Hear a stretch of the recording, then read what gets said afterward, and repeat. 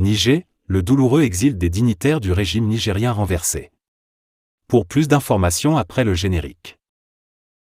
Bienvenue sur la Lutte planétaire.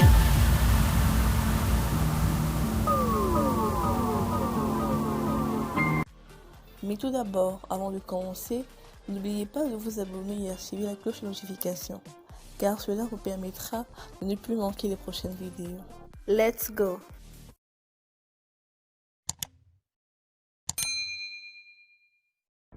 Le coup d'État survenu le 26 juillet dernier au Niger a bouleversé le destin de plusieurs dignitaires du régime qui se trouvaient à l'étranger en missions officielles ou en voyage privé.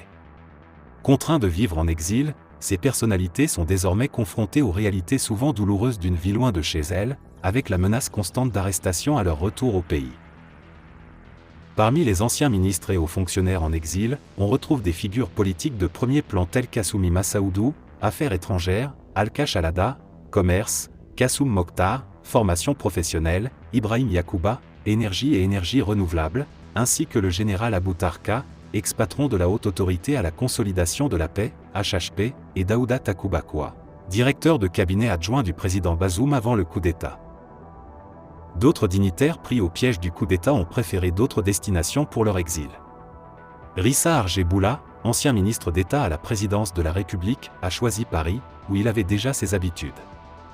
Salamatou Gourouza, ex-ministre de l'Industrie, a opté pour Dakar, une ville qu'elle connaît bien. Oumar Moussa, ancien directeur de cabinet adjoint à la présidence de la République, a trouvé refuge à Liège, en Belgique. Pour ces anciens dignitaires, la transition vers une vie en exil s'accompagne d'une série de défis. Fini la gratuité du logement, de l'électricité, des billets d'avion et des soins médicaux, auxquels ils étaient habitués en tant que hauts responsables du régime. À présent, ils doivent faire face à des factures, des files d'attente dans les aéroports, des contrôles aux frontières, des tâches autrefois gérées par les services du protocole d'État.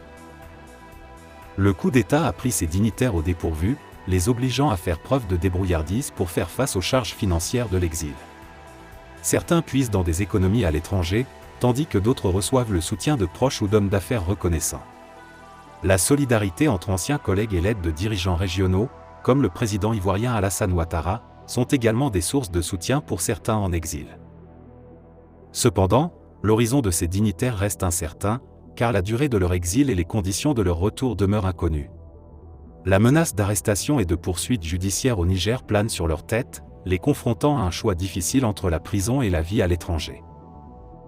La vie en exil s'avère être un défi tant sur le plan personnel que politique pour ces anciens dirigeants qui, jusqu'au 26 juillet dernier, étaient au sommet de la République nigérienne.